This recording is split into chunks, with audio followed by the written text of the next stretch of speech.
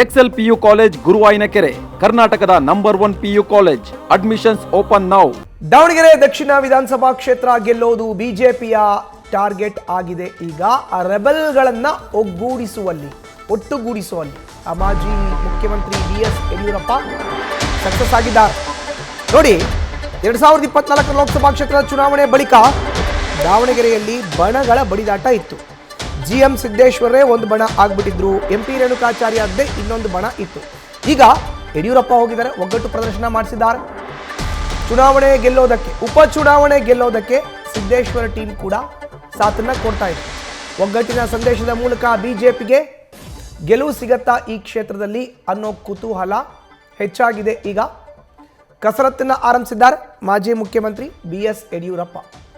ಎಲ್ಲರನ್ನೂ ಕೂಡ ಒಂದೇ ವೇದಿಕೆಗೆ ತಂದಿದ್ದಾರೆ. ನೋಡಿ, ನಾವು ಎರಡನೇ ದೃಶ್ಯಾವಳಿಗಳಲ್ಲಿ ನೋಡ್ತಾ ಇದೀವಲ್ಲ, BS Yediyurappa, MP Renukacharya, GM Siddeshwar ಜೊತೆಗೆ JDS ಜಿಲ್ಲಾ ಘಟಕದ ಅಧ್ಯಕ್ಷ ಸಾಥನ್ನ ಕೊಟ್ಟಿದ್ರು. ನಿನ್ನೆ ನಾಮಿನೇಷನ್ ಸಂದರ್ಭದಲ್ಲಿ ಈ ಮೂಲಕ GM ಸಿದ್ದೇಶ್ವರ್ ಏನು BS ಯಡಿಯೂರಪ್ಪರ ವಿರುದ್ಧ ಮುನಿಸ್ಕೊಂಡಿದ್ರು, BY ವಿಜೇಂದ್ರನ ವಿರುದ್ಧ ಮುನಿಸ್ಕೊಂಡಿದ್ರು, ಈಗ ಅದಕ್ಕೆ ಮುಲಾಮನ್ನ ಹಚ್ಚುವಂತ ಕೆಲಸವನ್ನ ಖುದ್ದು BS ಯಡಿಯೂರಪ್ಪ ಮಾಡಿದ್ದಾರೆ. MP ರೇಣುಕಾಚಾರ್ಯ ನಿನ್ನೆ ನಾಮಿನೇಷನ್ ಸಂದರ್ಭದಲ್ಲಿ ಒಟ್ಟಿಗೆ ಇದ್ರು. ಹೆಚ್ಚಿನ ಮಾಹಿತಿ ನೀಡ್ತಾರೆ ನಮ್ಮ ಪ್ರತಿನಿಧಿ ಗಣಪತಿ ನ್ಯೂಸ್ ರೂಮ್ ನಿಂದ ನೇರ ಸಂಪರ್ಕಕ್ಕೆ ಜಾಯಿನ್ ಆಗಿದ್ದಾರೆ. ಗಣಪತಿ, ನೋಡಿ, ದಾವಣಗೆರೆ ದಕ್ಷಿಣ ಪ್ರತಿಷ್ಠೆಯ ಕಣವಾಗಿದೆ. ಗೆಲುವಿಗೆ ಒಗ್ಗಟ್ಟಿನ ಮಂತ್ರವನ್ನ ಮಾಜಿ ಮುಖ್ಯಮಂತ್ರಿ BS ಯಡಿಯೂರಪ್ಪ ಅವರು ಘೋಷಿಸಿರೋ ಅಂತದ್ದು. ನಿನ್ನೆ ಆದಂಥ ಬೆಳವಣಿಗೆಯ ವಿಶ್ಲೇಷಣೆಯನ್ನ ನೀಡೋದಾದ್ರೆ ಮಧುಸೂದನ್, ಖಂಡಿತ ನೋಡಿ, ರಾಜ್ಯ ಬಿಜೆಪಿಯಲ್ಲಿ ಒಂದಷ್ಟು ಬಣಗಳಿರುವಂಥದ್ದು ಸರ್ವಸಾಮಾನ್ಯ ಆಗಿತ್ತು. ಹೈಕಮಾಂಡ್ ನಾಯಕರಿಗೂ ಕೂಡ ಟೆನ್ಷನ್ ಆಗಿತ್ತು.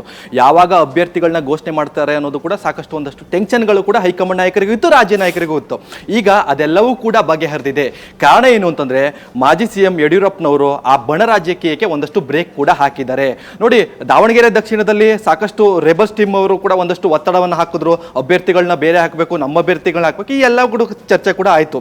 ಇದೆಲ್ಲದರ ನಡುವೆ ಈಗ ಮಾಜಿ CM ಯಡಿಯೂರಪ್ಪನವರು ಸಿದ್ದೇಶ್ವರ ಟೀಮ್ ಅಂದ್ರೆ ರೆಬಲ್ಸ್ ಟೀಮ್ ಅಂತ ಏನು ಕರ್ಸ್ಕೊಳ್ತಾ ಇದ್ರು, ಅವರನ್ನ ಸಂಧಾನ ಮಾಡುವಲ್ಲಿ ಯಶಸ್ವಿಯಾಗಿದ್ದಾರೆ, ಸಕ್ಸಸ್ ಕೂಡ ಆಗಿದ್ದಾರೆ. ಅಂದ್ರೆ ಈಗ ದಾವಣಗೆರೆ ದಕ್ಷಿಣದಲ್ಲಿ ನಿಂತಿರುವಂತಹ ಬಿಜೆಪಿ ಅಭ್ಯರ್ಥಿ ಶ್ರೀನಿವಾಸ್ ಏನಿದ್ದಾರೆ, ಅವರನ್ನ ಗೆಲ್ಸ್ಕೊಂಡು ಬರುವಂತದ್ದೇ ಒಂದು ತಂತ್ರಗಾರಿಕೆ ಆಗಿರುವಂತದ್ದು. ಹೀಗಾಗಿ ಮೇನ್ ಟಾರ್ಗೆಟ್ ಅಂದ್ರೆ ರೆಬಲ್ಸ್ ಟೀಮ್ ಅವರನ್ನ ತಣ್ಣಗಾಗಿಸಿ ಅಥವಾ ಸಂಧಾನವನ್ನ ಸಕ್ಸಸ್ ಮಾಡಿ ಅಭ್ಯರ್ಥಿಯನ್ನ ಗೆಲ್ಲಿಸುವಲ್ಲಿ ಈಗಾಗಲೇ ಯಡಿಯೂರಪ್ಪನವರು ಒಂದಷ್ಟು ತಂತ್ರಗಾರಿಕೆಯನ್ನ ಮಾಡಿದ್ದಾರೆ. ಜೊತೆಗೆ ಈ ರೆಬಲ್ಸ್ ಟೀಮ್ ಅವರು ಕೂಡ ನಿನ್ನೆ ನಾಮಪತ್ರ ಸಲ್ಲಿಕೆ ವೇಳೆಯಲ್ಲಿ ಜೊತೆಗೆ ನಿಂತು ನಾವು ಕೂಡ ಅಭ್ಯರ್ಥಿಗಳನ್ನ ಗೆಲ್ಲಿಸ್ತೀವಿ ಅನ್ನೋ ಲೆಕ್ಕಾಚಾರದಲ್ಲಿ ಈಗಾಗಲೇ ಯಡಿಯೂರಪ್ಪರಿಗೆ ಕೂಡ ಸಾಥನ್ನ ಕೊಟ್ಟಿರುವಂತದ್ದು. ಈ ಮೂಲಕ ಒಂದು ಸಂದೇಶವನ್ನು ಕೂಡ ರವಾನೆ ಆಗುತ್ತೆ.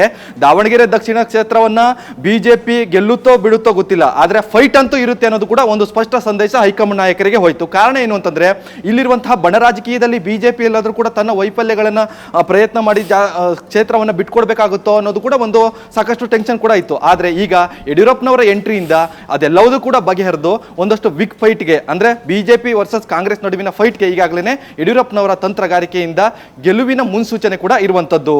ಮಧುಸೂದನ್, ಧನ್ಯವಾದ ಗಣಪತಿ ನಿಮ್ಮ ಮಾಹಿತಿಗೆ. ನ್ಯೂಸ್ ಫಸ್ಟ್, ನಿರ್ಭೀತಿಯಿಂದ ನಿಮ್ಮ ಪರವಾಗಿ.